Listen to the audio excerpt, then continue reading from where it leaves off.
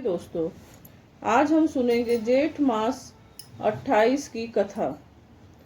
श्री हरि विष्णु की भक्ति दान और विशेषकर जलदान के महत्व को दर्शाता है। जेठ मास हिंदू के कैलेंडर का तीसरा महीना होता है, जो अपनी भीषण गर्मी और तपस्या के लिए जाना जाता है। इस अध्याय में यह वर्णित है कि कैसे इस पवित्र महीने के नियमों का पालन करने से मनुष्य के जन्म जन्मांतर के पाप नष्ट हो जाते हैं और उसे मोक्ष की प्राप्ति होती थी। यह एक विस्तृत और पौराणिक कथा है जो जेठ मास के महात्म्य, व्रत की विधि और इसके फल को गहराई से समझाती है। ऋषि रौनक और अन्य मुनिगण सूत जी से प्रार्थना करते हैं, परम ज्ञानी सूत जी, आपने हमें जेठ मास के विभिन्न व्रतों और नियमों के बारे में बताया। अब आप कृपा करके जेठ मास के 28वें अध्याय की दिव्य कथा सुनाइए, जिसे सुनने मात्र से मनुष्यों के हृदय का अज्ञान दूर हो जाता है और नारायण के प्रति अटूट भक्ति जागृत होती है। सूत जी बोले, हे ऋषियों, आप सभी धन्य हैं जो जगत के कल्याण के लिए भगवान विष्णु की कथाओं के प्रति इतनी जिज्ञासा रखते हैं। जेठ मास भगवान श्री कृष्ण और नारायण को अत्यंत प्रिय है। इस मास की महिमा का वर्णन स्वयं ब्रह्मा जी ने देवर्षि नारद से किया था। मैं आपको वही प्राचीन इतिहास सुनाता हूँ, ध्यान पूर्वक सुने। राजा सुधन्वा और उनके राज्य की कथा है यह। प्राचीन काल में आर्यावर्त में सुधन्वा नाम के एक अत्यंत प्रतापी और धर्मपरायण राजा राज्य करते थे। राजा सुधन्वा न केवल एक वीर योद्धा थे, बल्कि वे वेदों के ज्ञाता, ब्राह्मणों के रक्षक और भगवान विष्णु के अनन्य भक्त भी थे। उनके राज्य में प्रजा सुखी थी, चोरी डकैती का कोई भय नहीं था और समय समय पर वर्षा होती थी। राजा ने अपने जीवन में अनेक यज्ञ, कुएं, वावड़ियां और धर्मशालाएं बनवाए थे।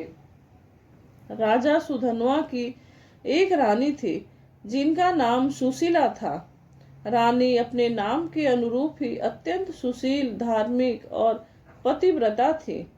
राजा और रानी दोनों नियमित रूप से भगवान विष्णु की आराधना करते थे, परंतु इतना सब होने के बाद भी राजा सुधन्वा के मन में एक अज्ञात अशांति और वैराग्य की भावना रहती थी।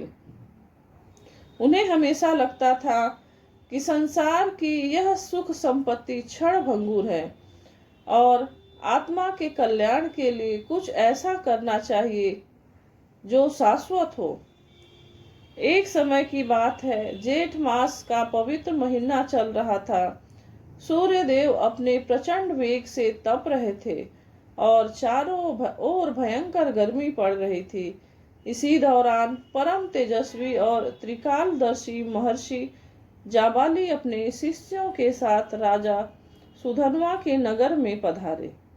जब राजा को महर्षि के आगमन का समाचार मिला तो वे स्वयं मंत्रियों और पुरोहितों के साथ नगर के द्वार पर अगवानी के लिए पहुंचे।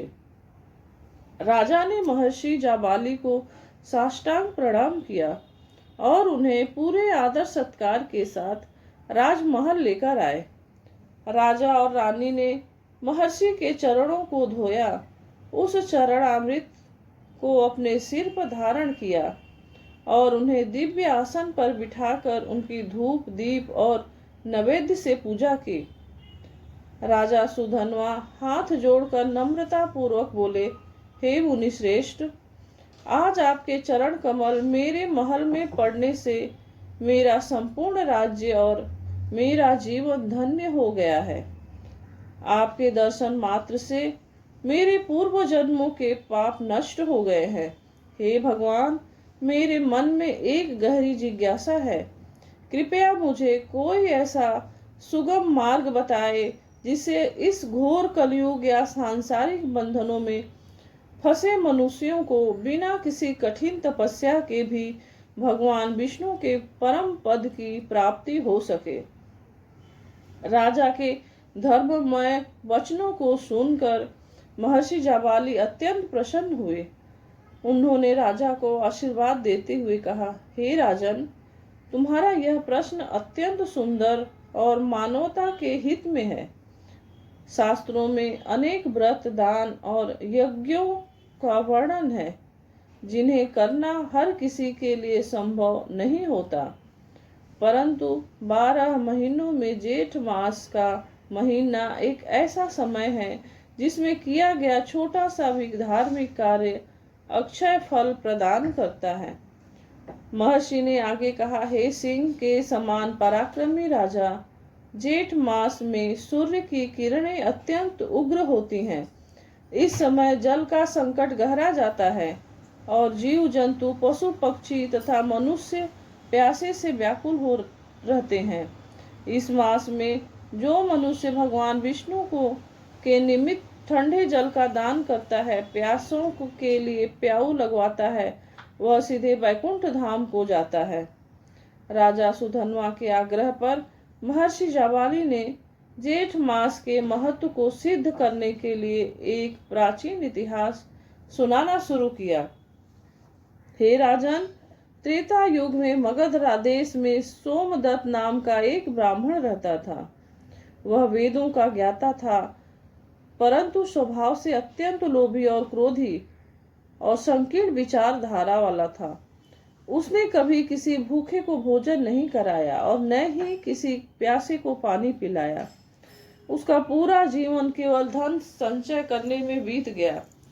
वह धन के लोभ में अधार्मिक कार्य भी करने लगा था।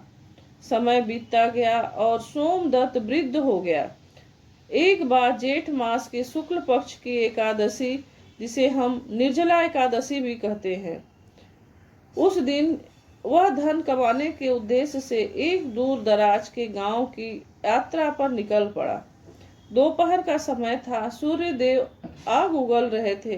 रास्ते में कोई पेड़ या छायादार स्थान नहीं था। सोमदत्त के समान पास पानी पीने के लिए जल भी नहीं था। प्यास के कारण सोमदत्त का कंठ सूखने लगा। उसकी आंखों के सामने अंधेरा छा गया। वह व्याकुल होकर भूमि पर गिर पड़ा। उसी मार्ग से देवदत्त नाम का एक परमार्थी और दयालु राहगीर गुजर रहा था। सोमदत्त के पास ठंडे जल से भरा एक घड़ा था, जिसे वह अपने साथ लेकर चल रहा था, ताकि रास्ते में किसी जरूरतमंद की मदद कर सके। जब देवदत्त ने तड़पते हुए वृद्ध ब्राह्मण सोमदत्त को देखा तो उसके मन में करुणा जाग उठी। उसने तुरंत सोमदत्त के सिर को अपनी गोद में रखा और अपने घड़े का शीतल जल उसके मुख में डाला। सोमदत्त ने भरपेट पानी पिया। जल पीते ही सोमदत्त के प्राणों में प्राण आए। वह उठकर खड़ा हो गया और उसने देवदत्त को हृदय से आशीर्वाद दिया।